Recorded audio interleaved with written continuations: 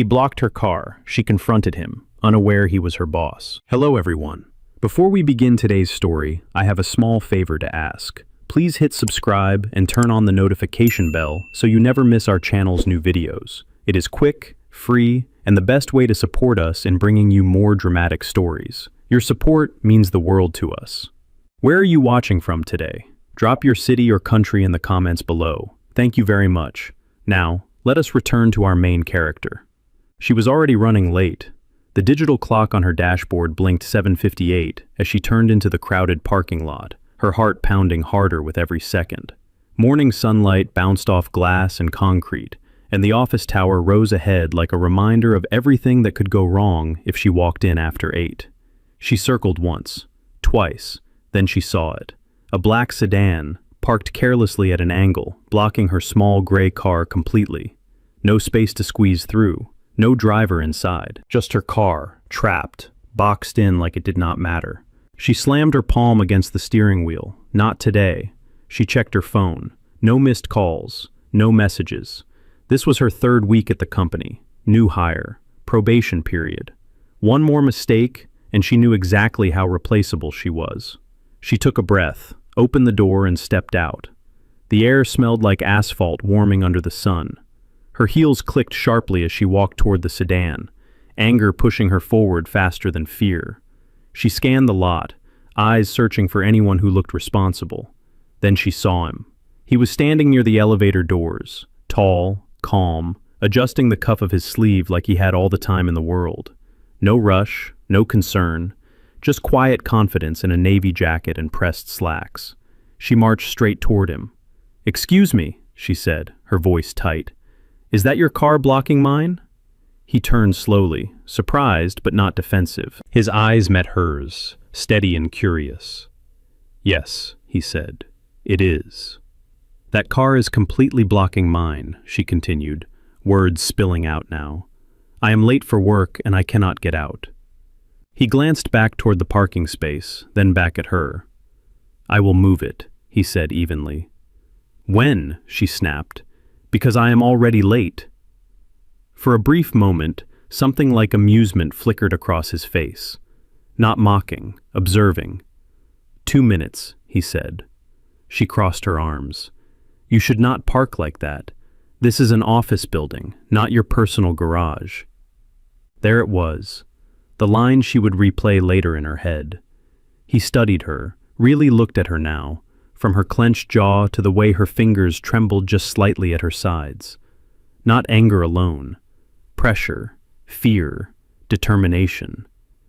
"You are right," he said. "I should not have." That response caught her off guard. She had expected irritation, maybe arrogance. Instead, he sounded calm, reasonable. Still, she did not back down. "People have jobs to get to," she said. "Some of us do not have the luxury of being late." He nodded once, as if filing that away. Understood. Without another word, he walked past her toward the car, keys already in hand. She watched him go, chest still tight, unaware that this small confrontation, born from a blocked car and a bad morning, was about to change everything she thought she knew about power, respect, and the man she had just spoken to like a stranger. She did not know yet that she had just argued with her own boss. She got into her car just as the black sedan pulled away. Her hands were still shaking as she started the engine. The clock now read 8:03, 3 minutes late. It felt like a verdict. She drove out of the parking lot faster than she should have, her mind replaying the confrontation again and again. The way he had looked at her, calm, measuring, almost curious, not offended, not rushed. That bothered her more than if he had yelled back. Inside the building, the lobby buzzed with the low hum of Monday morning energy. Polished floors, security gates, people walking fast with coffee cups and laptops tucked under their arms. She blended in, or at least tried to. As the elevator doors closed, she finally let out the breath she had been holding. "Pull yourself together," she told herself. This job mattered. The salary mattered. The health insurance mattered. She had worked too hard to lose everything over a bad morning and a blocked car. Her phone vibrated. A message from her team lead. "Conference room B, do not be late." Her stomach tightened. The elevator climbed. 10 floors, 15, 20. When the doors opened, she stepped into a hallway lined with glass offices and framed mission statements about innovation, leadership, and integrity. Words that felt heavy today. She slipped into conference room B just as the last few people were taking their seats. "I am sorry," she whispered, sliding into an empty chair near the end of the table. Her team lead glanced at her but said nothing. No smile, no frown. Just a note made somewhere behind tired eyes. The room settled into silence. "Good morning," the team lead said. "We will begin shortly. The executive team is joining us today." That sentence sent a ripple through the room. Straight backs, closed laptops, phones face down. She stared at the notepad in front of her, trying to focus on the pen between her fingers instead of the pounding in her chest. This was not just any meeting. This was the meeting. The one everyone whispered about in the break room. The one where first impressions stuck. The one where people either disappeared quietly or suddenly became promising talent. The door opened. She did not look up at first. Footsteps crossed the room. Calm, unhurried. Then she heard his voice. "Thank you for waiting." Her pen froze. That voice. She lifted her eyes slowly, almost against her will, and there he was. The same man from the parking lot. The same navy jacket. The same composed expression. The same steady eyes that now swept the room with quiet authority. He stood at the head of the table. Her heart dropped so hard it felt physical, like missing a step on a staircase. "No. No, no, no. This is our chief executive officer," the team lead continued. "He wanted to meet the new hires personally." The words blurred together after that. Chief executive officer. Her boss. Her own boss. The room filled with polite greetings and attentive smiles, but all she could hear was the echo of her own voice from minutes earlier.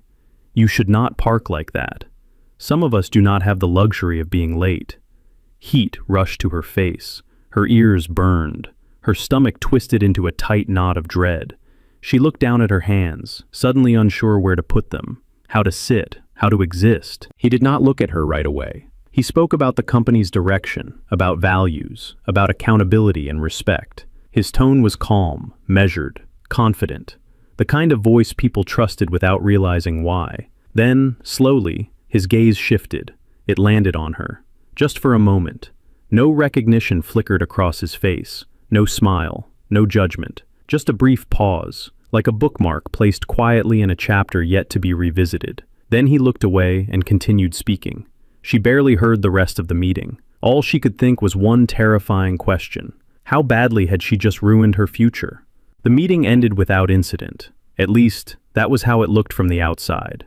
Chairs slid back, laptops closed. People gathered their notebooks and whispered about action items and deadlines. The chief executive officer thanked everyone for their time and exited the room with the same calm confidence he had entered with. She stayed seated for a moment too long.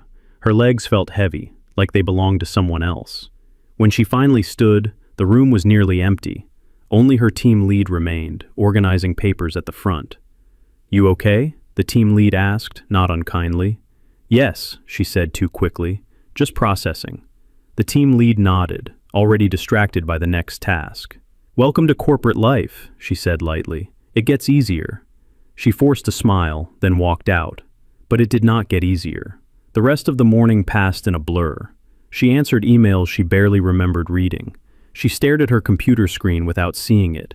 Every sound made her flinch. Every passing shadow felt like a summons. She kept replaying the same moment in her head. The parking lot, his car, her voice. Why had she said so much? Why had she not just waited? "Because you were scared," she told herself. "Because you are always scared." At noon, she retreated to the small break room on her floor, clutching her coffee like it might ground her. She leaned against the counter and stared out the window at the city below. From up here, everything looked distant and orderly. Cars moved in neat lines. People crossed streets on schedule. Nothing looked chaotic. Nothing looked like her life felt. She had taken this job because she needed it, because rent was due every month, whether dreams came true or not, because student loans did not care how talented or exhausted you were. This was supposed to be her fresh start. Instead, she had managed to insult the one person who could end it with a single decision. Her phone buzzed again, an internal message. Can you stop by my office this afternoon? Sent from, executive assistant. Her breath caught. This was it. She typed back a polite confirmation with fingers that suddenly felt numb. The afternoon crawled. Every minute stretched longer than the last. She watched the clock change one digit at a time, each tick louder than the one before. When it was finally time, she stood, smoothed her blouse, and walked toward the executive floor, like someone heading into a storm. The office was quieter up here, thicker carpet, softer lighting, everything designed to make noise disappear. The assistant greeted her with a professional smile and gestured toward a closed door. He will see you now. Her heart pounded as she stepped inside. The office was spacious but understated.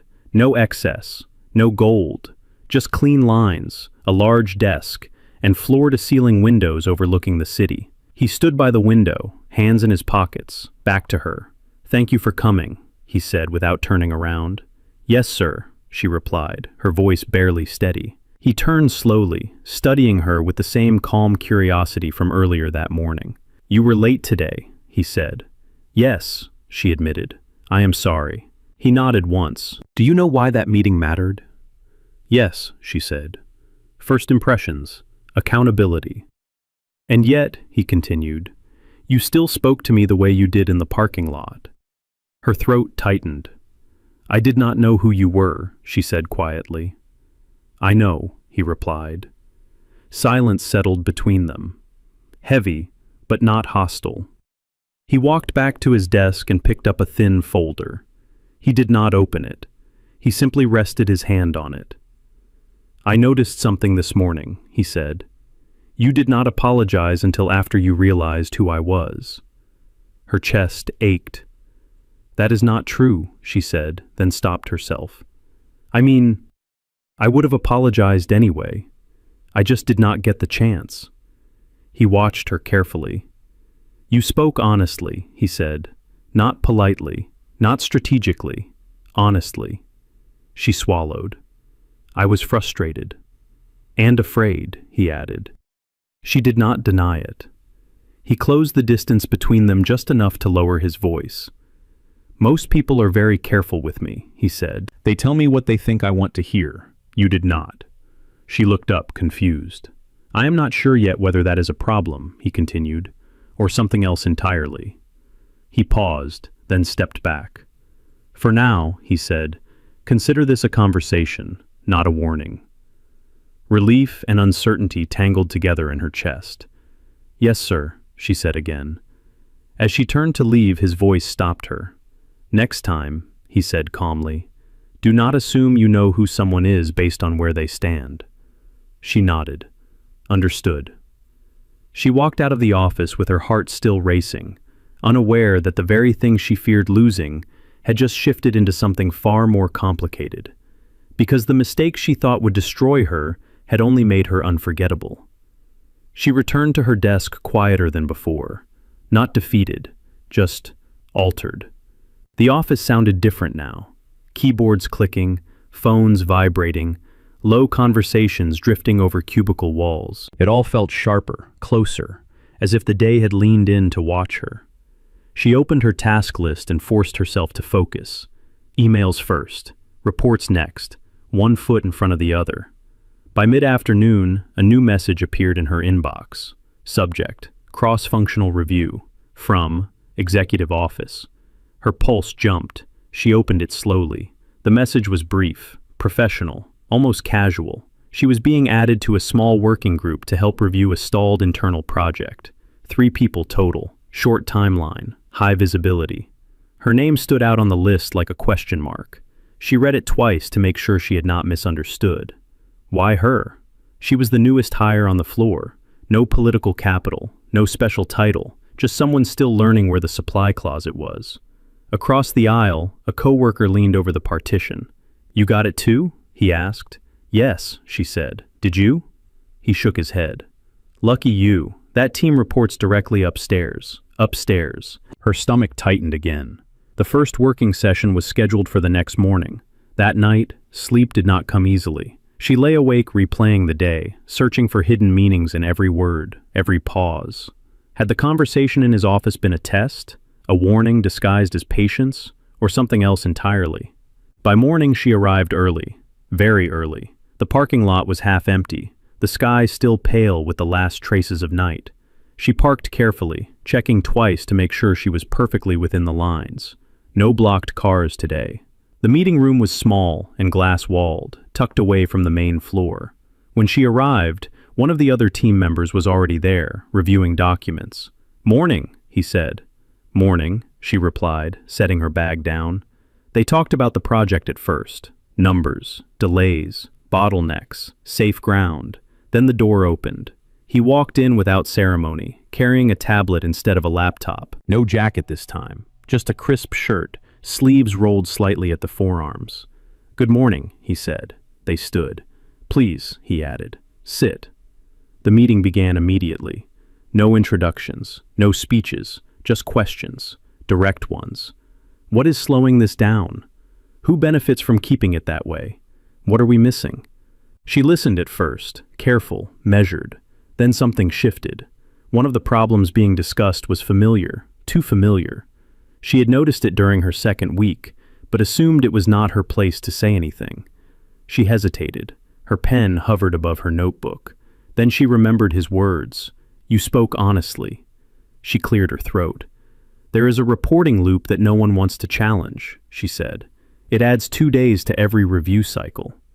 The room went quiet. The other team member frowned. "That process has been in place for years." "Yes," she replied.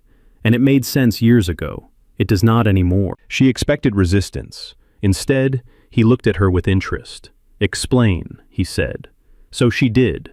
She laid it out simply, calmly, without apology. Where the loop came from, why it was outdated, how it could be fixed. She finished and waited, heart pounding. He nodded once. "That aligns with what I have been seeing." He turned to the others. "Why has no one addressed this?" No one answered. The meeting moved on, but something fundamental had changed. Afterward, as the others filed out, he stayed behind. "So," he said, leaning lightly against the table, "you almost did not speak up." "Yes," she admitted. "Why?" She hesitated, then answered honestly. "I did not think it was my place." He studied her for a moment. "Whose place do you think it is to point out what is broken?" She did not answer. He straightened. "You were right yesterday," he said. "Some people do not have the luxury of being late. Others do not have the luxury of staying silent." He picked up his tablet. "Do not lose that." As he walked out, she remained seated, heart steady this time. For the first time since the parking lot, she did not feel small. She felt seen. And somewhere between fear and relief, something else had begun to take shape.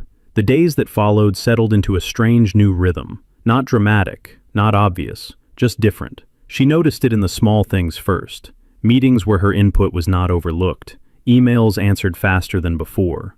A subtle shift in how people listened when she spoke, as if an invisible weight had been added to her words.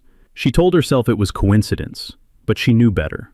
The working group met every morning that week. Short sessions, focused, no wasted time. He was always there, asking questions, challenging assumptions, pushing for clarity.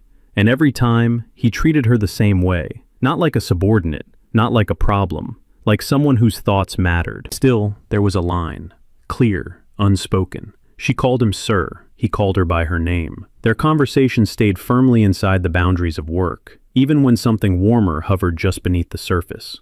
Until Friday. The meeting ran longer than expected. A vendor issue turned complicated, and by the time they wrapped up, the office had thinned out. The sun dipped low, casting long shadows across the glass walls. She packed her bag, ready to leave, when he spoke.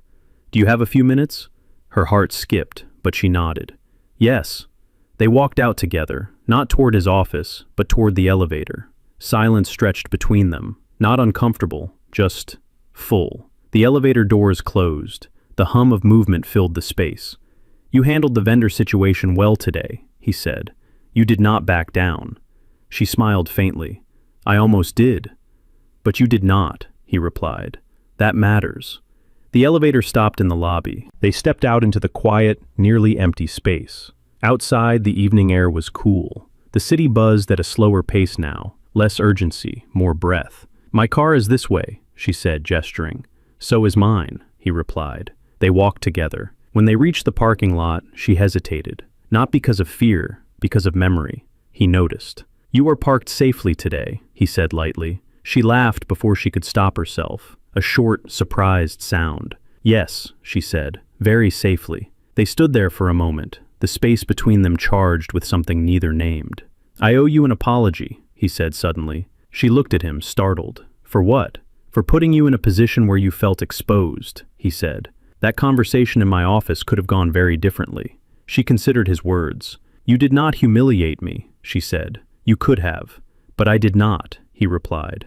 "Because you did not deserve that." She nodded slowly. "I should apologize too," she said. "Not because you are my boss, but because I assumed things about you." He smiled. Not the polite kind, the genuine one. "Then we are even," he said. They exchanged a quiet look, one that lingered just a second longer than necessary.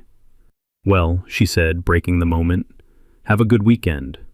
"You too," he replied. "Get some rest." She drove home feeling lighter than she had in weeks.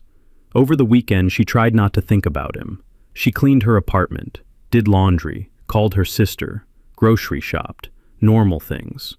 But his voice kept surfacing in her mind, calm, curious, unassuming. On Monday morning, she arrived early again. As she stepped into the elevator, someone held the door. It was him. "Good morning," he said. "Good morning," she replied. The doors closed, lifting them upward together. This time there was no tension, just a quiet understanding. As the elevator climbed, she realized something had shifted. The mistake that brought them together was no longer the center of the story. What mattered now was what came after, and neither of them was quite ready to admit how much they were beginning to care. The invitation arrived on Tuesday morning, subject line only, no details. Company town hall, mandatory attendance. Her stomach tightened as soon as she read it. Town halls were rare, formal, public, the kind of event where leadership spoke and everyone else listened, where names were mentioned carefully, if at all. She tried to tell herself it meant nothing. Still, the atmosphere in the office shifted as the day went on. People dressed more carefully, conversations softened, laptops closed earlier than usual. By late afternoon, the main auditorium was nearly full. She took a seat near the middle, hands folded in her lap, eyes fixed on the stage. The lights dimmed. A low murmur swept through the crowd as executives took their places. Then he walked out. The room fell quiet without being asked. He stood at the podium, composed as ever, and waited a beat before speaking. "Thank you all for being here," he said. "Today is not about numbers. It is about how we work and how we treat one another." Her pulse quickened. He spoke about accountability, about efficiency, about voices being lost simply because they were quiet or new or standing in the wrong place at the wrong time. She felt exposed without knowing why. Then he said her name, clearly, calmly, without emphasis. She froze. "I want to acknowledge someone who joined us recently," he continued. "Someone who challenged a process because it no longer served its purpose." Every eye in the room shifted. Heat rushed to her face. Her breath caught. "She did not wait for permission," he said. "She spoke up when it mattered, and the company is better for it." Applause followed. Polite at first, then stronger. She sat there, stunned, unsure whether to stand or disappear. Her team lead turned toward her, eyes wide with surprise. She forced herself to rise, nodding awkwardly as the room clapped. Her heart hammered so loudly she barely heard anything else. He met her gaze briefly, just long enough, then he moved on. The rest of the event passed in a haze. She smiled when people congratulated her. She thanked them. She kept her composure intact until the crowd began to thin. As she turned to leave, a familiar voice stopped her. "Walk with me." It was not a request. They moved through a side corridor away from the noise, the applause fading behind them. The door closed and silence settled between them again. "I did not ask you first," he said. "No," she replied honestly, "you did not." "Are you angry?" She considered the question. "I was afraid," she said, then surprised. "Now, I am not sure." He nodded. "Visibility comes with a cost." "Yes," she agreed, "but so does being invisible." A corner of his mouth lifted slightly. "That is why I did it publicly," he said. "Your voice deserved more than a quiet acknowledgement." She searched his face, trying to understand what this moment meant. I do not want special treatment, she said carefully. Neither do I, he replied. What I want is honesty, even when it is uncomfortable. They stood there, the weight of unspoken things pressing in. This changes how people see me, she said softly. Yes, he replied, and how you see yourself. She exhaled slowly. I am still figuring that part out. He stepped back, giving her space. So am I, he said. As they walked back toward the light, she realized the mistake that had once terrified her was no longer just a misunderstanding. It was now a line that had been crossed in front of everyone, and there would be no going back. The shift was subtle at first. Whispers that stopped when she walked by, conversations that quieted just enough to be noticed, smiles that felt practiced instead of warm. By Wednesday, it was impossible to ignore. She heard it near the copy room. Fast track. Of course she is. Parking lot girl, right? She kept walking, her face neutral, her steps steady, even as something cold settled in her chest. By Thursday, the tension reached her desk. A senior colleague pushed back hard during a review meeting, dismissing her proposal without fully listening. This is not how we usually do things, he said, voice clipped. Experience matters. She met his gaze. So does efficiency. The room went quiet. After the meeting, her team lead pulled her aside. Be careful, she said gently. People are starting to think you have protection. The word landed heavier than any accusation. Protection. She went back to her desk, staring at the screen without seeing it. The recognition that had felt validating days ago now carried a sharp edge. She did not want this. She did not want favors. She did not want whispers. She did not want to be reduced to a story people told to explain their discomfort. That afternoon, another message arrived. Executive office, requesting your presence. Her stomach dropped. This time, she did not wait. She went straight to his office, knocked once, and stepped inside before doubt could slow her down. You asked to see me, she said. He looked up from his desk, surprised. I was going to come find you. Then let me be clear, she said, voice steady but tight. I do not want special treatment. He leaned back slightly, studying her. I did not give you any, he replied. People think you did, she said, and that matters. Silence stretched between them. You spoke publicly, she continued. You put a spotlight on me without asking. Now I am paying for it. His expression hardened, not with anger, but with something closer to regret. You are right, he said. I underestimated the reaction. She crossed her arms. I worked for this job. I do not want my credibility questioned because of a misunderstanding in a parking lot. That is not what this is about, he said. It is to them, she replied. He stood walking toward the window, hands clasped behind his back. This company has a problem, he said quietly. It protects comfort more than truth. And now I am the problem, she said. No, he replied immediately. You are the disruption. She shook her head. Disruption does not pay the price. People do. He turned back to her, eyes serious. What do you want me to do? He asked. She hesitated. This was the moment. I want distance, she said finally.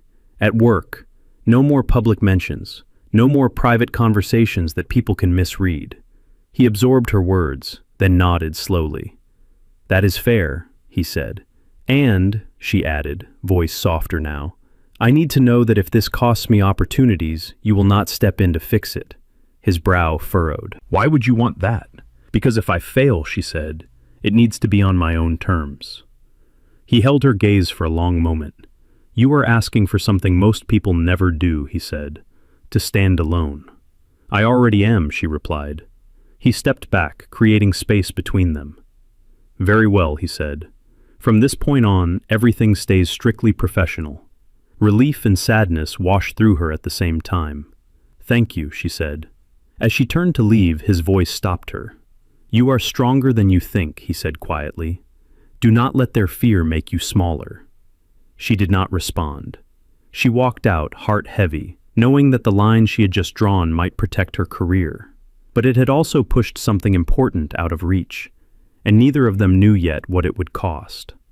The distance she asked for worked, at least on the surface. Weeks passed without private conversations. No late meetings. No shared elevators, no lingering looks that could be misinterpreted. He treated her like any other employee, professional and precise, his attention evenly distributed. And the office noticed. The whispers faded, the tension eased. Her name stopped being followed by lowered voices. What did not fade was the work. She stayed late more often now, not because she was asked to, but because she refused to give anyone a reason to doubt her place. She documented everything, double-checked every decision, pushed herself harder than she ever had before. Then came the deadline. The internal project she had helped fix was scheduled for final review by the board. The presentation would determine whether it moved forward or was quietly shelved, taking months of work with it. The night before the review, she was still at her desk, the office nearly empty. The lights hummed softly overhead as she adjusted slides and ran numbers one last time. She rubbed her eyes, exhaustion pressing in. This had to be perfect. She did not hear footsteps until a shadow fell across her desk. "I thought you wanted distance," he said gently. She looked up, startled. "I did," she replied, "and I still do." He nodded. "Then consider this strictly necessary." He placed a folder on her desk.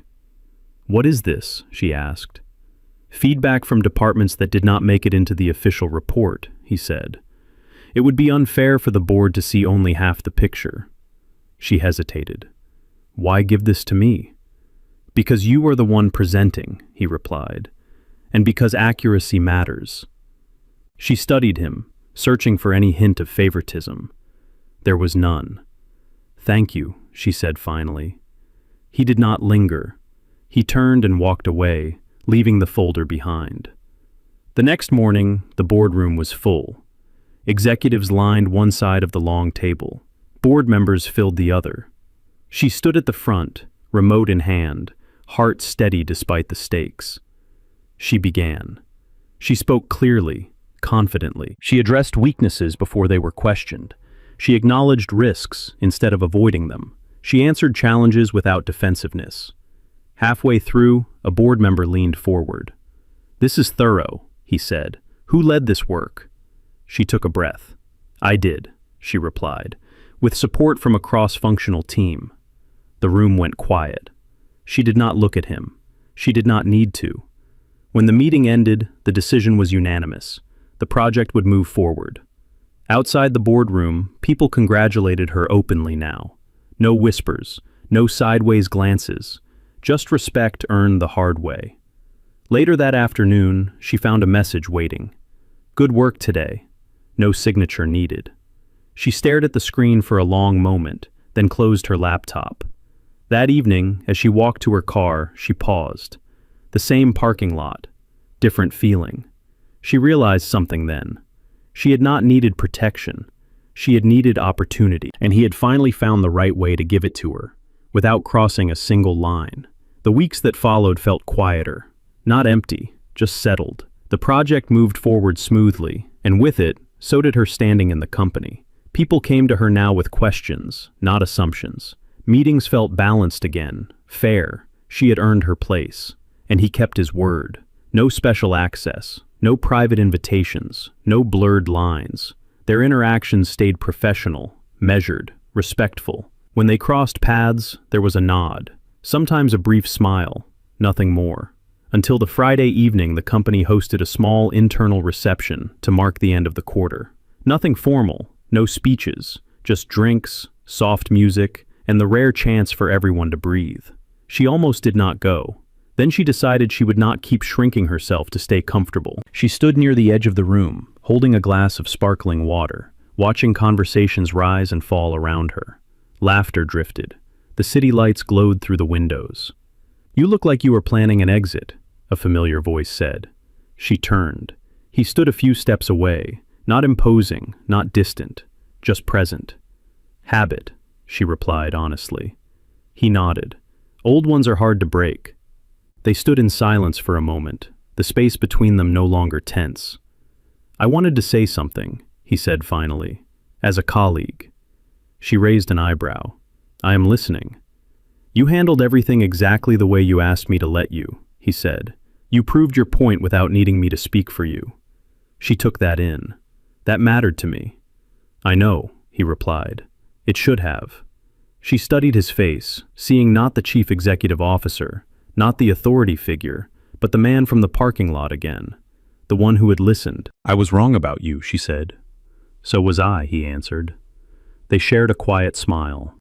"I'm stepping back from your team next quarter," he added. "New structure, different oversight." Her heart skipped, then steadied. "Okay. This means," he continued carefully, "that whatever comes next would be a choice, not a complication." She met his gaze, understanding settling between them. "I do not regret the mistake," she said softly, "but I am glad we did not let it define us." He exhaled, a slow release of something held too long. "Neither am I," he said. "It reminded me who I want to be when no one knows my name." Outside, the evening stretched open. As the reception wound down, they walked toward the exit together. In the parking lot, she stopped beside her car. No blocked spaces, no anger, just the hum of the city and the quiet certainty of earned respect. "If you ever want coffee," he said, not assuming, not pushing, "as equals." She smiled. "I would like that." They parted there, not with promises, but with something stronger. Choice. Because the best relationships do not begin with power or fear. They begin when two people meet as themselves, and sometimes all it takes is one honest mistake to make that possible.